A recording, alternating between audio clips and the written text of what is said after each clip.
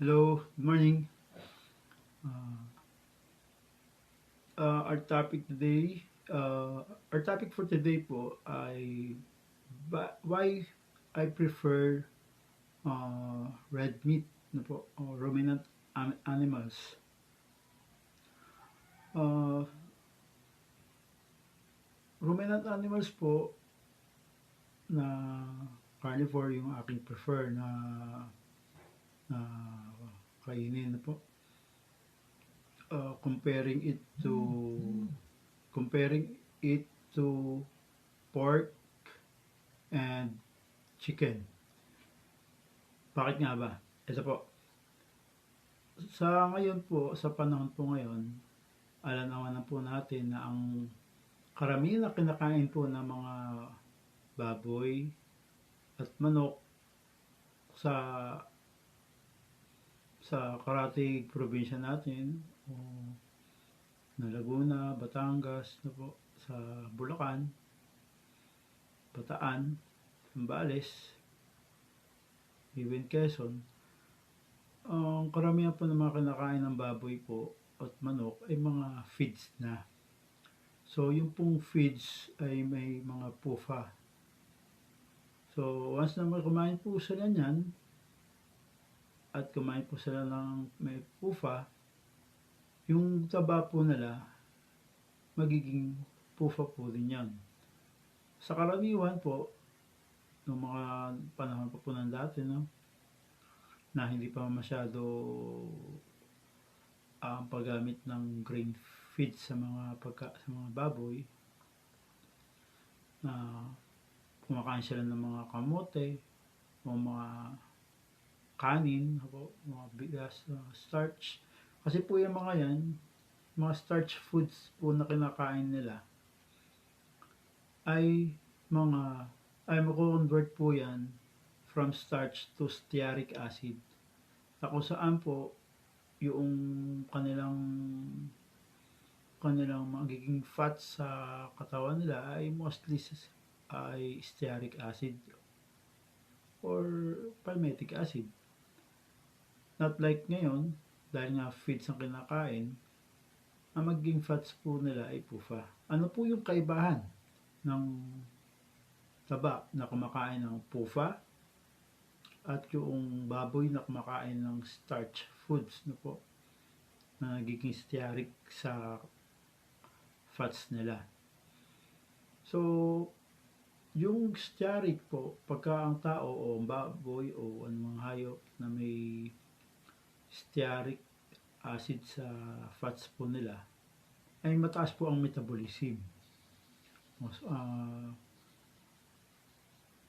Karaniwan po ay mas lean po yung mga kumakain ng mga starch foods po.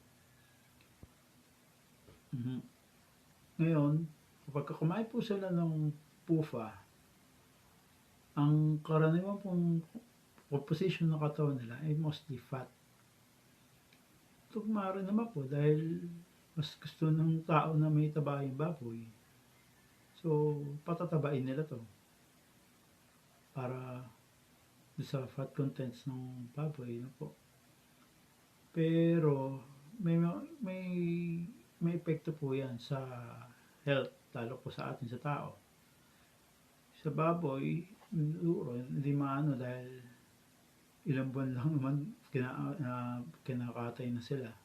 Hindi po tulad natin, we age na po. At sa pagtanda po natin, naiipon po yung pufa na yan. Yung pufa ay magkakaroon po ng mga masamang epekto sa katawan natin in the level of mitochondrial and cells. So, yung mitochondria po nung natin po, magkakaroon po ng mga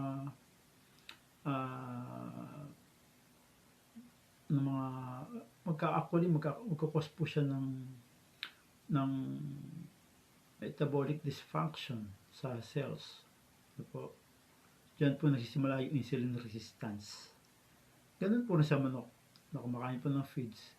Dahil po tayo, ang baboy, ang manok, at tao, even aso, pusa, ang mga digestive system po ng mga yan ay monogastric digestive system.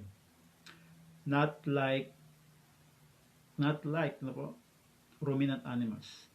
Ang kanila pong digestive system ay napaka-komplikado. May mga pamamaraan po yung kanilang digestive system na pag kumain po ng mga grain feeds ay mas nalilesen po ang epekto ng PUFA sa katawan nila dahil may capabilities po yung rumen nila at yung mga microbiome na nasa tiyan nila to convert it into different kinds of fatty acids. Nako-convert po yan sa stearic acid. Meron po yan, meron pong pag-aaral po yan na ginawa na kakain po sila ng mga pufang pagkain pero pagka tinrace yung content fat po ng baka dahil sa kumakain ng grain fed po no na yung fat content po ng baka ay 3 to 4% lang ang napupunta doon sa fat po nila, not like pork no, yung pig maabot po yan ng 15 to 20% ng fats nila ay PUFA. At yung manok po, chicken na po, maliit lang naman din yung fat portion ng chicken. Pero may mga iba pa rin yung fats yan.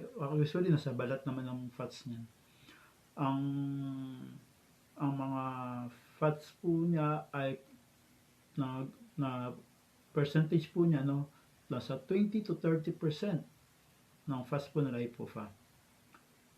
But I'm not saying na hindi ko kayong kumain ng baboy o manok. I'm just saying yung fat content po ng taba nila. Iwasan na lang po natin yung mga fats nila. Kung kakain po kayo ng manok, more on breast. No po. Kung kakain kayo ng baboy, yung mga lean parts po ng baboy na lang. Para mas less evil. Na po. Avoid PUFA. Kasi po, masama talaga ang epekto niyan sa katawan. At meron pong pag-aaral po in level of mitochondria yung pong epekto ng PUFA. So, sabihin po, ang PUFA ay polyunsaturated fatty acids. Yan po ay mayroong 2 or more double bonds. I hope na makatulong po ako sa inyo sa health.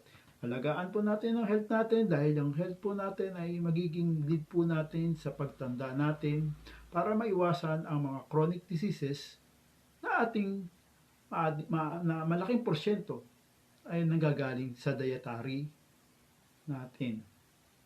Na, meron po rin mga ibang factor no, through environment.